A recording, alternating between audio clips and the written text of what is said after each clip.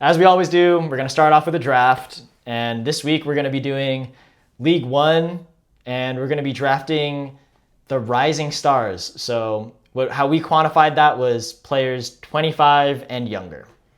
It's actually pretty hard when you look at it. Yeah. You kind of assume that there would be some of the borderline players, but then, you scroll through the rosters and it's like, wow, that's 25 and younger, and that's it.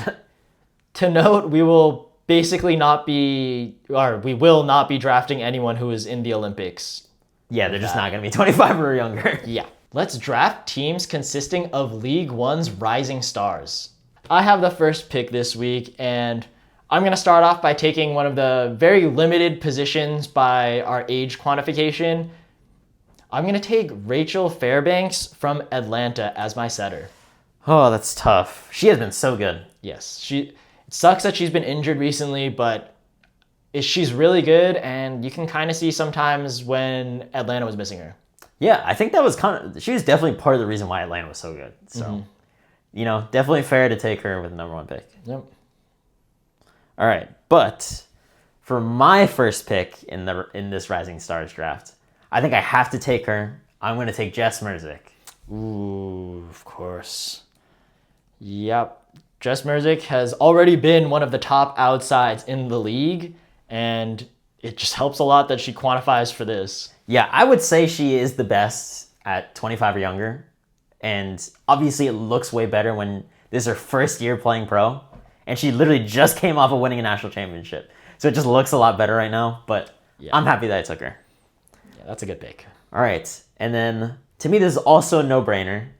I'm going to take the 3-time national champion, Maddie Skinner, as my right side. Oh, man. Oh, yeah. She's also been extremely good. One of the top point scorers in the league. That sucks for me. She's definitely been showing why she was that good. And obviously she didn't have the greatest of a run last year, but she's still shown why she's that good. Sometimes she can be a little bit more inconsistent, but I think it comes from her being the hardest arm swing in the league, and she's in her first year pro. Also looks like she's hitting over people a lot of the time. Yeah, too. She's already one of the most physical players in the league, and it's her first year playing pro. Hey, that's why she was looking at to be in the Olympics. She didn't get there, obviously, but Yeah. We're probably going to see some national team play out of her this coming summer, so that's a good pick. Oh, man. Hell yeah. All right, I guess I know what I have to do now. I know what I have to do. Yep. So for my picks, I'm just going to move to the middle. My first middle, I'm going to take Tia Jimerson, also from Atlanta. She barely makes the cutoff into our Rising Stars, but she is a rising star for us, and she's been amazing this season. Yeah, I mean, arguably the best middle. Both on offense, defense, she's been doing everything, so. Yep. And she loves doing a little bit of attitude, giving that finger wave. Oh, she gets blocks. Love it. Love it. Shout out to Kembe Mutombo. And that takes me to my other middle. I'm just going to take both of them right now. I'm going to take Amber Igidi from Houston, who also just barely makes the cutoff for Rising Star, but I think this season of League One has turned her into a rising star where she might not have been on everyone's map coming into the season, but everyone knows her name now. For sure. I think she hit her stride in maybe like week 3 or 4, and then obviously in the Classic, she definitely showed out. Yeah. And I think since then, she has just ran with it, and she has looked like one of the best middles. Yep. All right, that makes it tough for me, but you took all your middles out, so I can look forward here. Not too much competition anymore between positions.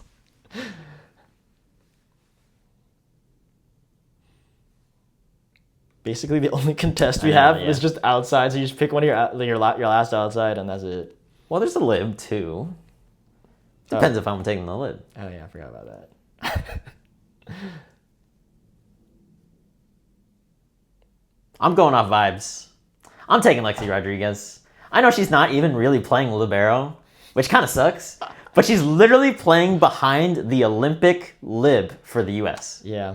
So you can't do anything about that. We all know what she can do. When she does get to play as a DS, she's been showing a lot of flashes. She actually just had her first start like last week, so congratulations to her. And she's a good addition to your team. I still take it. I know that it doesn't really make sense because she's not really playing libero, but she's still playing DS. Okay. That's basically libero. And when she has been playing, she looks so good. So Yep. I'm happy with that. And then I'm going to take my other outside. I think she has also been very good. I'm going to take Sarah Franklin. This dude's just got the NCAA team. Oh, yeah. I got all the NCAA first years coming in. Think about all the national player of the years that I got and how they've been playing. Come on. Yep, he's got a stacked roster with that. Sarah Franklin obviously was very good in the last 3 years of her college career. She was so good. I think she's been struggling a little bit with defense and serve receive, but I think with some time she's gotten a little bit better. But obviously the offense has still been there. That's definitely the biggest point for her. Yep, that's a very good pick.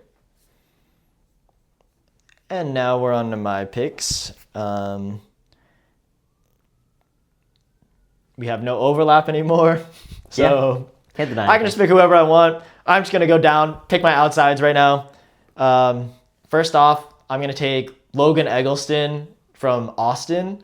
I think she's already one of my favorite players. Austin's my favorite team. She's probably one of the top blocking outsides in the league. She did win best outside hitter during the Classic. So I think she's a great player. Yeah, I mean, the arm sling and the power that she has is ridiculous. Mm-hmm. It's just crazy that you have her and Maddie Skinner on the same team. Yeah. Again, in pro and not in college anymore. Yeah. A lot of big swings coming from this team, so it's pretty fun. And she's a founding athlete. I think the only founding athlete that we have available to pick from. That's true. It means nothing, but yeah, make that what you want, but yeah, that's okay. That's true. And for my second outside, she didn't start playing in the season until much later, but I think she's been one of the additions that they've been needing. I'm going to take Maddie Kubik-Banks from Omaha as my final outside hitter. Yeah, I think she's been really good when she has been put in the games now. Mm-hmm. She does look very good. I think she was like maybe, I can't say turning point because they haven't really been winning still, but she has been like a little bit of like a spark plug for them, and it looks like they've got some energy back. I think she helped them from looking a little bit dead in the water because things looked like they could have started to get real bad, and then they put her in. She brought some energy. She didn't get injured like some of their other players, which is that's its own pro, unfortunately, for that team. But yeah, she's been super good and honestly better on both ends of the ball than I expected. For sure. So welcome addition to my team. All right. Well, doesn't really matter what order I pick them anymore. Yeah. So I'm going to take Magdalena Jelarova, or Magda, from Atlanta as my middle. And I'm just going to take my other middle. I've been a fan of hers since college. I'm going to take Anna Stevenson Hall. She's one of the most dynamic players, one of the most dynamic middles in the league for sure, and she's been helping Madison a lot with their turnaround, so it's a good pickup. I'm a little biased as well, taking Madison. But, hey, she's been looking real good when she's in there. So that brings us to my pick, and to stick on the Madison train, I'm going to take Milicia Medved as my libero. She's been great, and she didn't start out the season as their libero, but she earned her spot, and I think she's proving fully why she's been the libero of this team. It hurts. I should have I had the thought of taking her because she's from Madison, and she was definitely a turning point for them when they brought her in to be the lib. Yes, the defense stepped up a lot. Yeah, it's definitely turned around for the Madison defense. Love to have her on my team, and then we are just looking at right side. Yeah, that's my last thing. I'm going to take Skylar Fields as my right side, and she's from Salt Lake. So I think, especially when Salt Lake has been looking good this season, she's been a major reason why they look good. So I think she's a perfect addition to my team. She's going to score the ball a lot. She can carry the load of having to swing a lot, even though the team's good enough for her not to do it, but she can do it if needed. Yeah, definitely a super physical right side whenever she's in the game. Then to round out the draft, my setter, I'm going to take Sage Ka'ahaina Torres. Yes. I think when she's been in the game, I think they split her with Carly Lloyd, but when she's in the game, she is a physical setter, and she's still been able to get her hitters the ball. So I still feel good with that. Yeah, I think she's honestly shown, as the setter for my favorite team, she's shown a lot of bright spots, and there are some inconsistencies, but I'd like to think that some of it comes from her not being able to take that full-time starting setter job and splitting so much time, not getting full reps with the team and all the players. I think that's not really doing her the best.